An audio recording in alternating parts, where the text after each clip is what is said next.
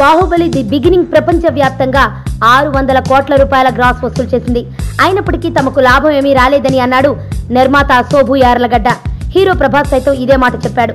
ఈ మొత్తంలో బయ్యర్లు, ఎగ్జిబిటర్లు ఎంత మిగుల్చుకున్నప్పటికీ నిర్మాతలకు అసలు లాభమే రాలేదని అనడం ఆశ్చర్యం కలిగించే విషయం. బాహుబలి ది బిగినింగ్ కోసం భారీగా ఖర్చు పెట్టిన మాట వాస్తవమే. కానీ ఆ సినిమాకు హైప్ కూడా మామూలుగా రాలేదు.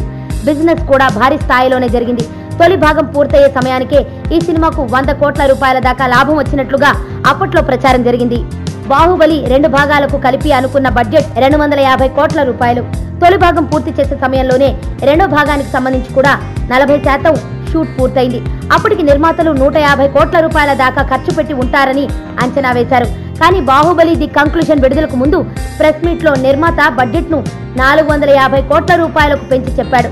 రెండో భాగానికి వచ్చేసరికి ఎక్కువ ఖర్చు పెట్టుకునే స్వేచ్ఛ లభించినప్పటికీ బడ్జెట్ ఒకసారిగా 80% పైగా పెరిగిపోవడం ఆశ్చర్యం కలిగించే విషయమే.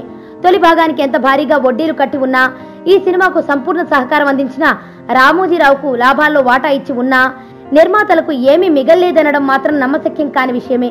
మరి బాహుబలి 1 వసూలు చేసిన 600 కోట్ల రూపాయలు ఏమైనట్లు అర్థం కావడం లేదు.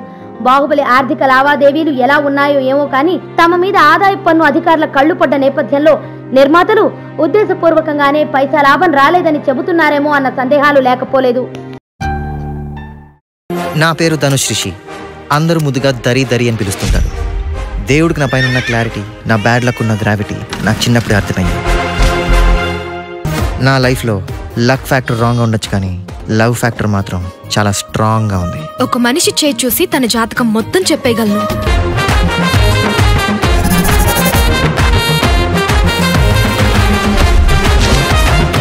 Coming soon.